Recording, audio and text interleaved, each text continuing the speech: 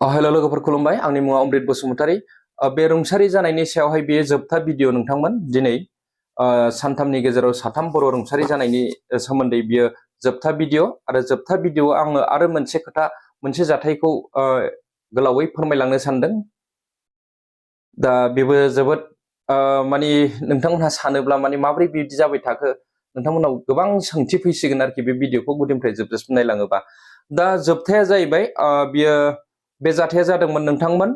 16 November 2024 खालि बे जाथाया माब्रै जादों होननानै बुङोब्ला जोंनि सानै बर' लाइमोनफोरा जाय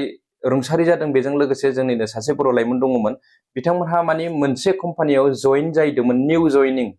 फार्स्ट डे जइनिं जाखांनानै बिसोरो नाइट डिउटि मावनांदों मोनायावहाय खामानि मावनांदों नाइट डिउटि मावखांनानै बिसोरो फुंबिलियाव गलांबाय जेनेबा 4:30 5टायाव गलांदों होननानै बुंदों बे समाव बिसोर डिउटि गखांनानै रुमाव थांबाय कम्पानि रुमावहाय बेनिफ्राय कम्पानि रुमाव थांनानै बिसोरो एसे फ्रेश जानोसै होननानै मोखां सुनाय बा दुगैस्रनाय खालामबाय आरोखि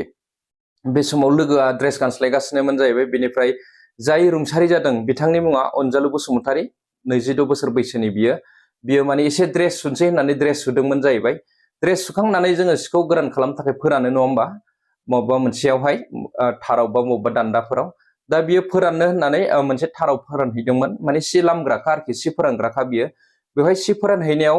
बे फोराननाय लोगो लोगो माने बै थारावहाय माने कारेन्ट सर्ट जानानै दंमोन आरोखि कारेन्टआ नांनानै दङमोन बेनिफ्राय लगे लगे सियाबो गिसि मानसियाबो गिसि नङा होमबा बे समावनो बेखौ कारेन्टआ मोब्लिबा बेखौ बोगथाबदों आरोखि नोंथांमोन बोगथाबनानै बिनिफ्राय बियो होख्रावबायदोंमोन जाहैबाय आंखौ बासाय होननानै दा बेहाय समाव लोगोआ खोनानानै मिथिनानै हांखुर जाबाय बायनानै बिथांखौ बोखाबायदोंमोन माजोंबा सियाव हमनानै थारफोरखौ बोसबायदोंमोन जाहैबाय मानसिखौ हमनानै बोबायबायदोंमोन अब्लाबो हायाखै आरो होख्राव होसि जानायाव साखाथि फाखाथिनिखौ गाबज्रिहरनायाव बिसोरबो फैदों बिथांमोनहाबो सापर्ट खालामदों नाथाय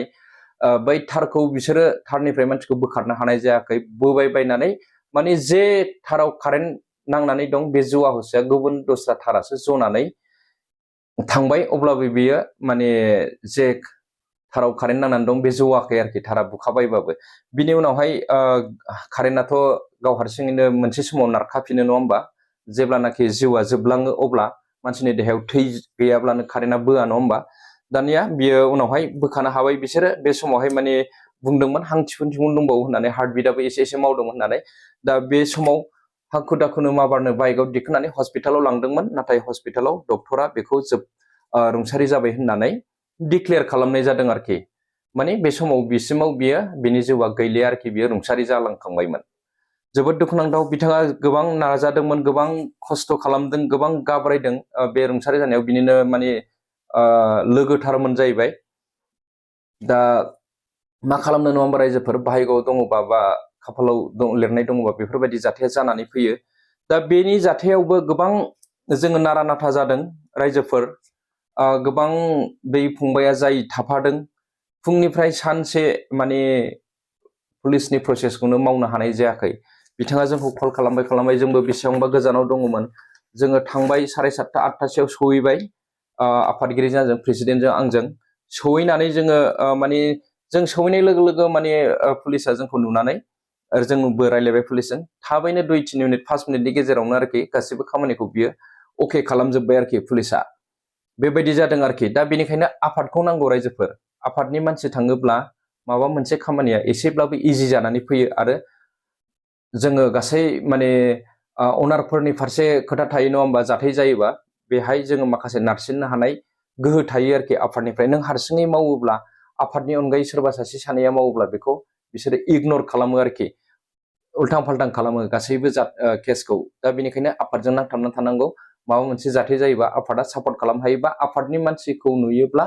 बिसोरबो मानिनाय फैयो नोंथांमोन आं बेखौ क्लियारलि नोंथांमोननो खोन्थाहरबाय बेनिखायनो खौसेथि थानांगौ दा बिनि आङो एड्रेसखौ फोरमायहरनि रुंसारि अनजालु बसुमतारी 22 बोसोर बैसोनि care of Nehru Basumatary village Bargaon part 1 PS Bijni Silikhaguri number 2 Chirang BTR Assam बे जाथाया बेनिफ्राय बबे जायगायाव जादों आं बेखौबो फोरमायहरनि नोंथांमोन बे जाथाया माने बेंगलराव जायाखै दस्रा डिस्ट्रिक्टआवसो जादों बेंगलरनि अनगायै सिलागाटा पुलिस स्टेशननि सिङावहाय बे जाथाया जादों। डिस्ट्रिक्टआ जाहैबाय चिकबालापुरा,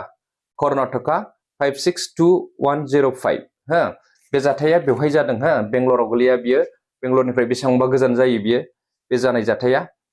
दा बे जाथाया 16 थारिखआव जादों। बेनिफ्राय न'खरनि हांख्रायनाय बायदि बेहायबो जोङो गासै पुलिसनि खामानि, हस्पिटालनि खामानिखौ मावफुंजोबखांनायनि उनावहाय दा बिथांनि देहा सोलेरखौबो न'सिम दैथायहरनाय जादों। बेनि देहा सोलेरखौ 18 नभेम्बर 2024 खालि बिथांनि देहाखौ न'सिम दैथायहरनाय जाबाय, देहा सोलेरखौ। बिनिफ्राय न'आव सहैखांनानै बिथांमोनहा बेलाराम समावहाय, मोनाबिलि समाव बिथांखौ गावसोरनि गामि एबा न'आव माने जोबथा बिदाय होदों आरोखि नोंथांमोन। जोंनिसिम गासै रिपर्टआ फैजोबदों। दा आङो बिनि बै जानाय जाथाय रुंसारि जाखांनायनि फट'खौथ' आं नोंथांमोननो दिन्थिनो हानाय नङा, नाथाय सिगां समनि फट'खौ आङो दिन्थिगोन। आंनाव गासैबो डिटेला दंजोबो, अब्लाबो आं दिन्थिनाय नङा, माने कमिउनिटि गाइडलाइननि खोथा थायो, बेनि थाखायनो आं बेखौ दिन्थिनाय नङा। दा बेखौबो मोजाङै मोजां माने बिनि देहा सोलेरखौ न'सिम दैथायहरनो हाबाय, नाथाय रुंसारि जानानै थांबाय। 5-6 मासनि गथ' थालांबाय बेहा सासे। आनान गसाइनि खाथियावहाय आरज गाबहरो बिथांनि जिउमायाबो सोरगोआव आलो गोजोनै जायगा मोनहैथों। बेखौनो जोङो जोंनि गोसो गोरबोनिफ्राय आनान गसाइनिसिम आरज गाबहरबाय। आरो लोगोसे बे जाथायाव मदद खालामनाय, गासै बे जाथाय जानायाव मदद खालामगिरि जोंनि बेंगलर बड' वेलफेयार एस'सिएशन आफादनि मावथियारि लोगो बिथांमोननिसिमबो आंनिफ्राय गाहाम हामलायनाय बावहरबाय। साबायखर थाबाय नोंथांमोननिसिम, नोंथांमोनहा बे हाबाफारिखौ मावफुंनायाव मदद होनायनि थाखाय। नैबे जाथायाव आंजों प्रेसिडेन्टजों जोङो डाइरेक्टलि थांनाय जादों, नाथाय बै माखासे मोननै जाथायाव जोङो नुजाहैनो हानाय जायाखै। अब्लाबो जोंनि आफादनिफ्राय गासैबो मावथियारिफोरा नुजाहैदों। दा आं बेखिनिखौनो नोंथांमोननो क्लियारिफिकेसन होनानै दिनैनि बे भिडिअखौ एसेयावनो दोनथ'नाय जाबाय। रायजोफोर गोजोन्थों। Thank you.